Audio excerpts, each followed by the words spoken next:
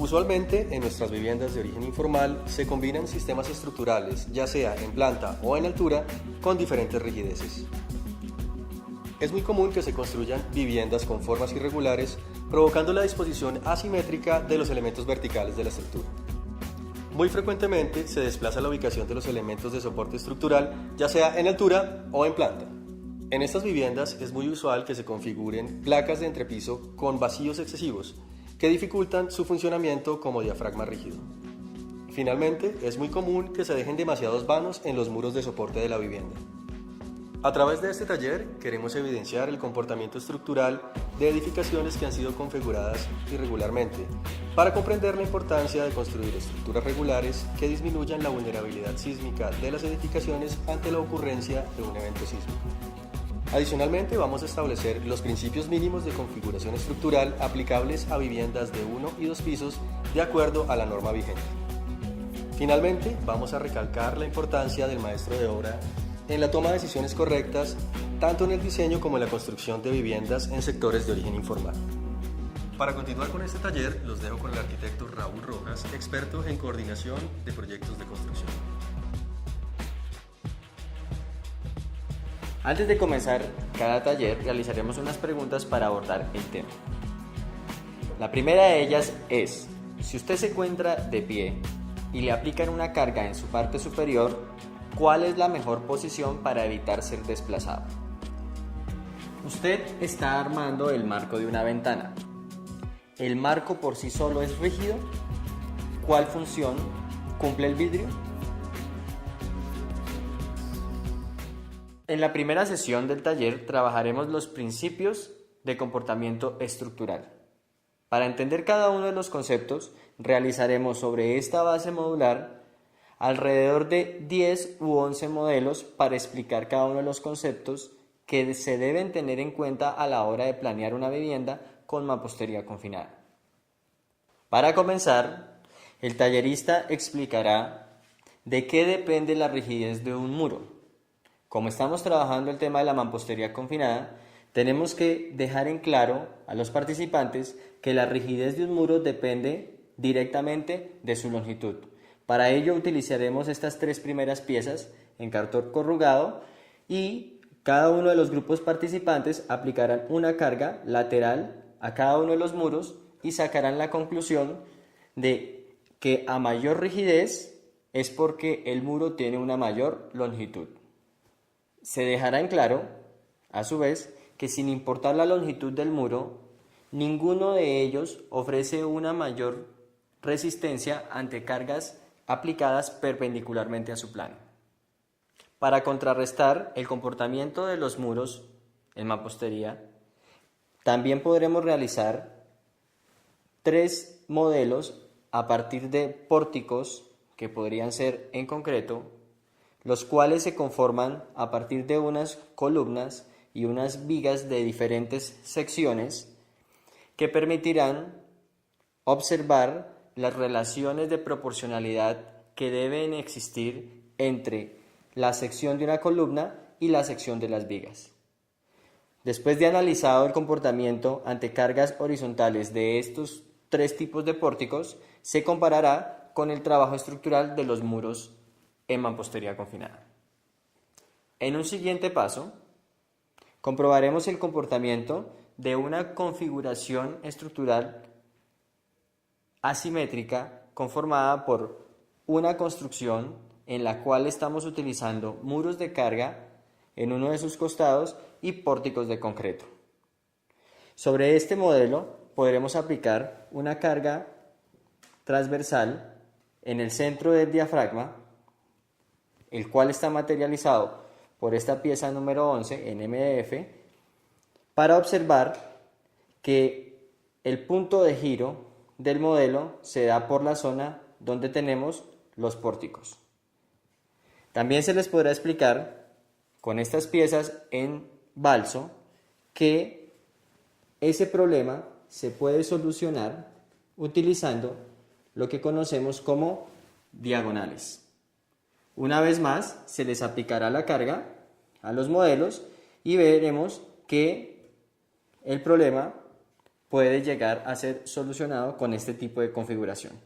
Sin embargo, es conveniente dejarles en claro a los participantes que este tipo de combinaciones estructurales a partir de sistemas distintos no es conveniente para trabajarlo en mampostería confinada. Nosotros nos regiremos a lo que establece el título E de la NSR 10 en cuanto a utilizar muros de carga en mampostería confinada en toda la configuración de la vivienda. Continuando con la estrategia didáctica, a la cual hemos llamado el Lego de la construcción, pasaremos a construir este otro modelo donde lo que estamos realizando es una combinación de sistemas estructurales en altura. En este caso, tenemos un sistema de pórticos con losa en el primer nivel y un sistema de muros portantes en el segundo. Con base en este modelo, se les explicará a los participantes que la norma es clara en establecer que cuando se hacen combinaciones estructurales en altura, están prohibidas frente a nuestro código sismo resistente combinaciones estructurales en altura donde el sistema estructural del primer nivel sea menos rígido que el del segundo nivel y sus superiores. El modelo que realizamos anteriormente lo vamos a invertir de tal manera que nos quede el sistema estructural más rígido en el primer nivel y en el segundo nivel el sistema estructural con un grado de flexibilidad mayor.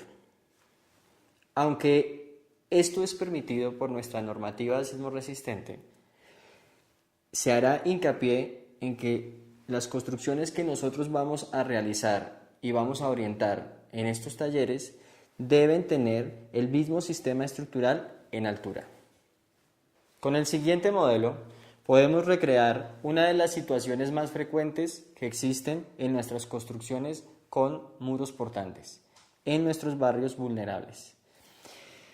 El muro portante de fachada se corre en el segundo piso hacia el voladizo que se puede ganar el propietario de la vivienda y, por consiguiente, se desplaza el plano de transmisión de la carga vertical en la construcción. Esto genera una serie de problemas debido a que estas placas de entrepiso generalmente no cuentan ni con el espesor, ni con los elementos, ni el detallado de refuerzo para permitir transmitir adecuadamente las cargas verticales en la construcción. Esto además genera una irregularidad en altura catalogada en la norma sismo resistente. Con el siguiente modelo representaremos la pérdida de rigidez por efectos de la elaboración de vanos dentro de nuestros muros portantes para ventanas y puertas. Cada una de estas piezas de icopor se anclarán en la base modular y a cada una de ellas se les aplicará una carga horizontal.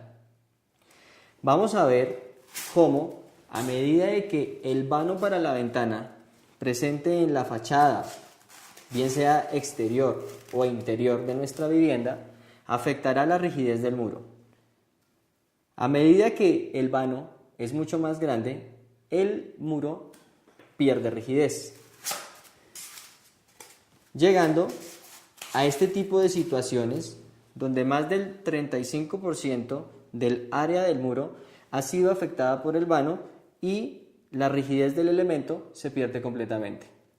Sin embargo, es de recordarles a nuestros participantes que, aunque tengamos vanos, absolutamente todos los vanos que dejemos en fachada debemos rigidizarlos con elementos en concreto.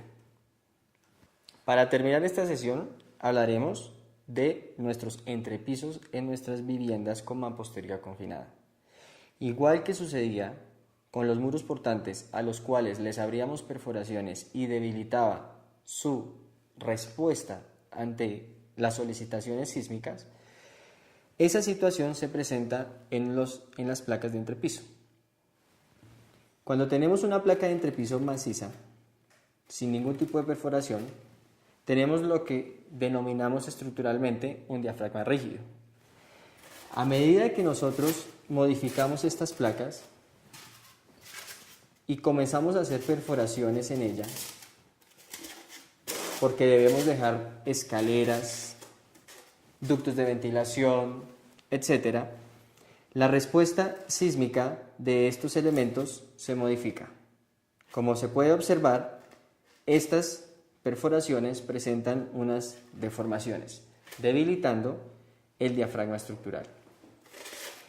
A medida que hacemos esas perforaciones de un tamaño mucho mayor y superando el 50% del área del entrepiso, generamos lo que estructuralmente se denomina un diafragma flexible, donde la placa no tiene la misma rigidez o, dicho en otras palabras, ha perdido la rigidez de ese plano que se necesita para que todos los elementos de la estructura se muevan homogéneamente ante un evento sísmico.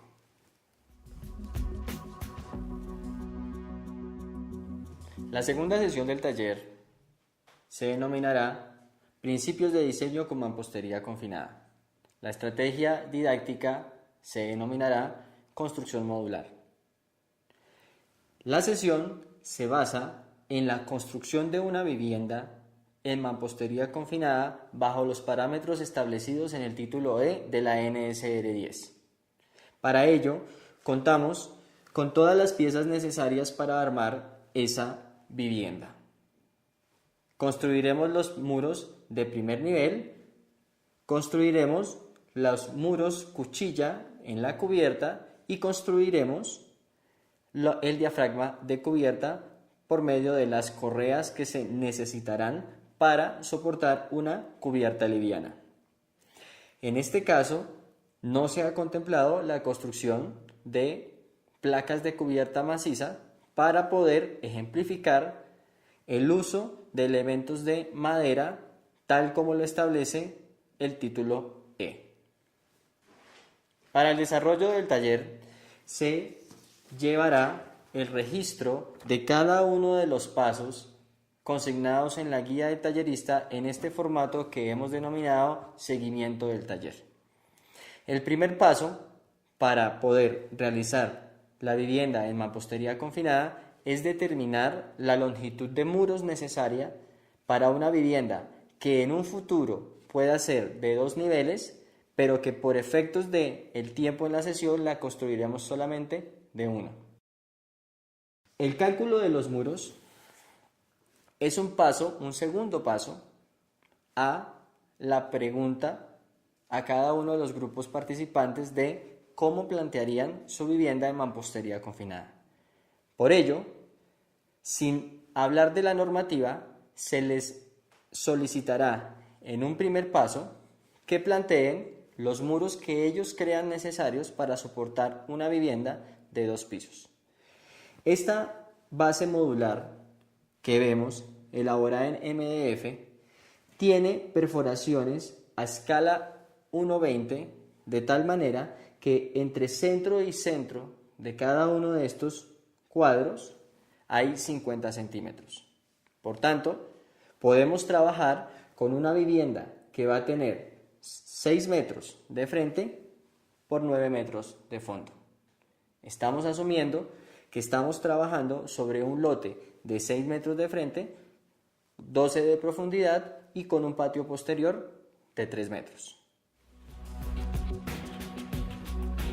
Después de que cada uno de los grupos que estén participando en el taller hayan propuesto sus muros y el tallerista haya confrontado sus planteamientos versus el cálculo de muros que solicita el título E, se realizará en plenaria y cada grupo participante comenzará a colocar su longitud de muros determinada matemáticamente para construir su vivienda.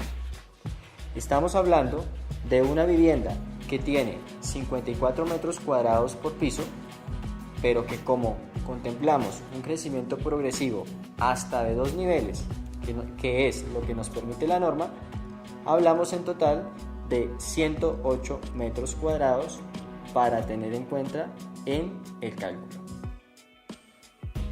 Después de haber construido los muros del primer nivel, acorde a las longitudes arrojadas por el cálculo matemático que establece el procedimiento, pasaremos a verificar la simetría en la ubicación de los muros con respecto a la planta.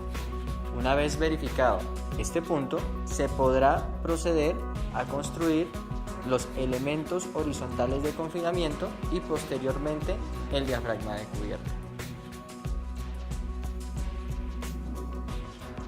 Una vez terminadas las vigas de confinamiento colocadas sobre los muros en mampostería confinada y generando anillos cerrados, se podrá proceder a construir las cuchillas de cubierta y colocar los elementos de soporte del sistema de cerramiento liviano tipo teja Eternit o similar.